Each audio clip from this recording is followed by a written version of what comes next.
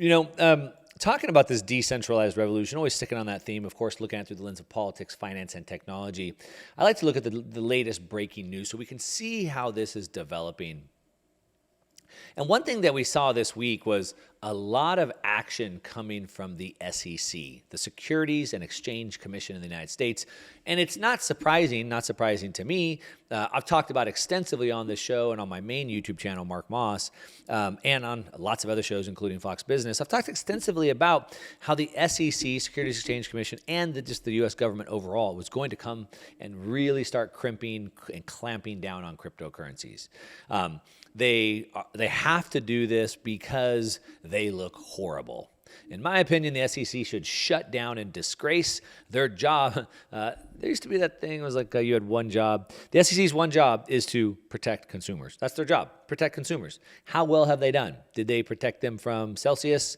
Did they protect them from FTX? And the answer is, of course not. Millions and millions of people lost everything, lost their entire life savings. They did nothing to protect them. They failed at their one job. They should shut down in disgrace and walk away in shame. But of course, they're not doing that. And instead, now they have to come back and try to, regain some confidence. And now they're going to come way too heavy-handed. Of course, right? Of course. And so here they are with the heavy hand, coming after anything and everything that evenly seeming like it has nothing to do with securities at all. So what am I talking about? Well, the SEC is now slapping lawsuits just left and right. You got one, right, boom, boom, boom. And they went after Kraken, and Kraken said, hey, we're not even going to fight you. Here's $30 million, just go away kind of a thing. They came after a company called Paxos, which is a stable coin. So meaning you give me $1, I give you $1 token back, and then you can exchange the token back for $1 whenever you want. There's lots of stable coins that are out there.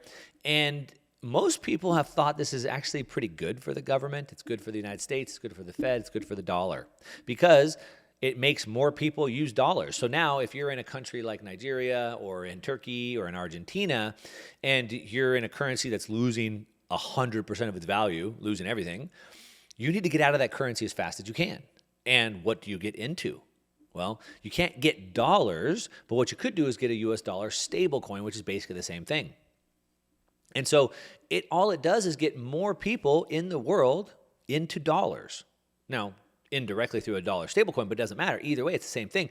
More people are using dollars than they were before. That should be a good thing. However, the SEC, one little arm of the government, is now coming after stablecoins. As a matter of fact, they sued this company called Paxos, which is interesting because Paxos is one of the most regulated and licensed companies. So not only are they in the United States and regulated and licensed in the U.S., they're also regulated under the New York Department of Financial Services, the NYDFS, which is the most restrictive, the hardest jurisdiction to get licensed in, and they're licensed there.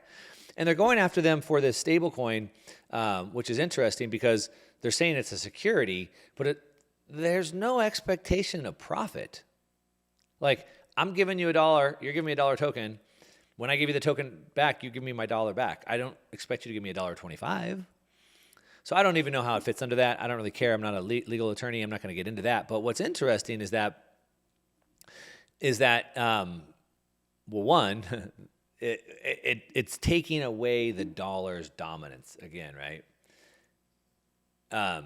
Which is strange, and it's interesting because, like I said, they should want that to happen, but they're seemingly taking away. So at a time when we want the dollar to take off.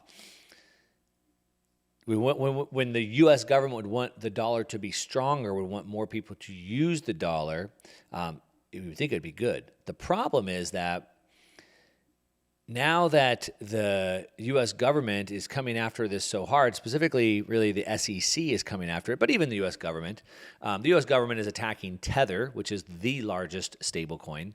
Seemingly, it looks like the government, the SEC, et cetera, is trying to choose winners. And it looks like they've picked the winner, which they want Circle, which is USDC, to reign supreme. That's the one they control. And anything that's not USDC, they want to attack. So they're going after Tether. They went after Paxos because of the Binance USD, the BUSD. So anything that's not Circle, they want to attack. But what's interesting about it is that they could be shooting themselves in the foot. As a matter of fact, Binance CEO, Binance is the largest cryptocurrency exchange out there in the world. The CEO, CZ, says that the industry, the crypto industry, may start to use stable coins pegged to the euro, the yen, or the Singapore dollar instead of the US dollar. It says it will probably start using these other currencies in the future, reducing its reliance on the US dollar-based stablecoins, according to Binance CEO, CZ. He said that they could even start using gold as a standard of value instead of the U.S. dollar. He says, quote, I think that given the current pressure and current stances taken by the regulators on the U.S. dollar-based stablecoins, I think that, as you said, the industry will probably move away to non-U.S. dollar-based stablecoins. So you would think the U.S. would want the stablecoins to be used because it puts more of the world into the dollar, which is what they want. At a time when you have Russia and China and the BRICS nations trying to de-dollarize, we're getting the governments can de-dollarize, but the people could get back into dollars when they weren't able to get dollars before. Now they can because of the stable coins. That is what they want. But the problem is that they're so restrictive, they're so heavy-handed, they're kicking so many people out that these crypto companies could just say, well, fine, we won't use the US dollar now. We'll use the yen, we'll use the euro, we'll use gold, something that you can't censor us from. And so it's interesting, I guess. It shouldn't be surprising. It's not surprising to me. That's how the government works. And ultimately, that's how all of this decentralized revolution works. So the more they squeeze to try to retain power, the more they try to censor us because they don't like what we're saying, the more they try to restrict our movement, restrict our movement of money. The more they do that, the more we look for solutions to get around those restrictions. And the more we get around them, the more they squeeze. And the more they squeeze, the more we push back. And the more we push back, the more they squeeze. And it's this never-ending cycle.